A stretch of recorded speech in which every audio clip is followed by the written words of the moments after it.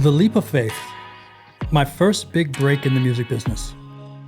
Welcome back to Inside Ray's Circle. Today, I'm sharing a pivotal story from my early days in the music business, filled with hustle, persistence, and a bit of divine intervention. This story is about trusting your instincts and following your dreams, no matter the obstacles.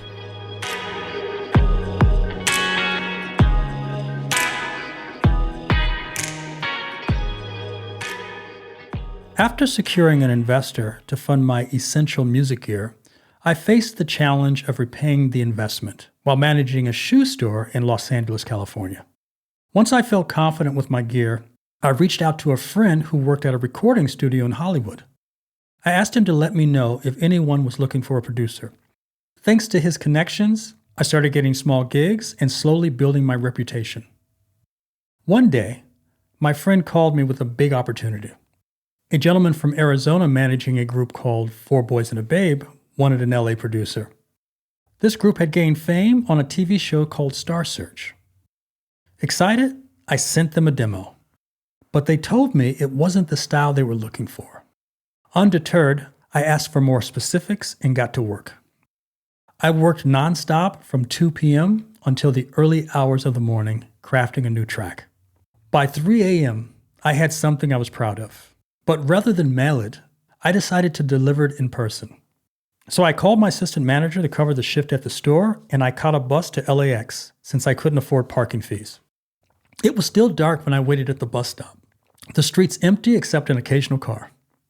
Suddenly, I saw a man walking toward me, having an intense argument with someone who wasn't there. As he got closer, I stood up, ready to protect myself if necessary. When he saw me, he paused his imaginary conversation and get this. He says, "Do you know the buses don't run this early?" Then he continues his heated dialogue and walked away. His words hit me like a lightning bolt. I would have missed my flight if I would have waited for that bus. Realizing I needed another way to get to the airport, I found a payphone and I called for a taxi. But in LA, I didn't know. Taxis didn't pick up from phone booths, and I had no cell phone back then. Determined, I kept walking in the direction of the airport and luckily spotted a taxi at a nearby donut shop. I approached the driver, explaining my situation, and thankfully, he agreed to take me to the airport. Now, mind you, it's early in the morning, no cars anywhere. So as we drive towards LAX, traffic, there is none. So everything was smooth until we hit a massive accident scene. Cars were backed up, and I started to panic, thinking I was going to miss my flight. I noticed there was no cars behind us, so I suggested to the driver to back up and take a different route.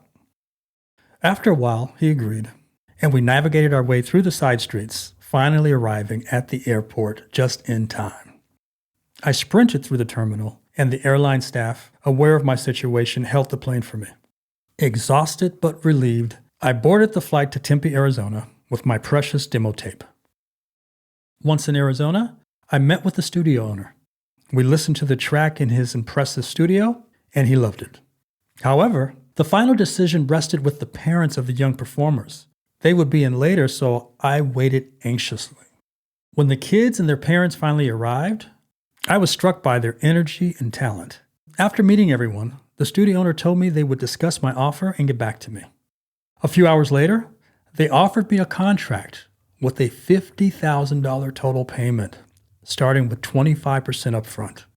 Despite my excitement, something told me not to take the money immediately. I asked for some time to think about it and promised to get back to them on Monday.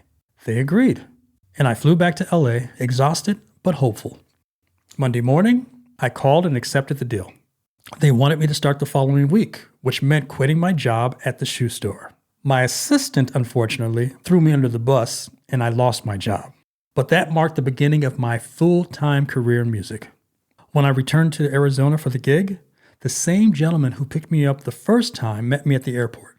After we drove to my hotel, he shared something incredible with me. He said, "Ray, when we offered you the deal and you declined the 25% up front, we were actually happy you did. If you had accepted that money, we wouldn't have let you leave with it." It was a test to see where you were as a producer. That revelation blew my mind. My intuition had guided me to make the right choice.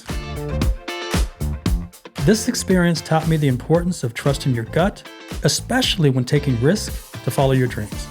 Remember, sometimes the biggest leaps of faith can lead you to the greatest opportunities. Keep hustling, keep believing, and trust your instincts. Your moment will come. Thanks for tuning in to Inside Great Circle. Stay inspired.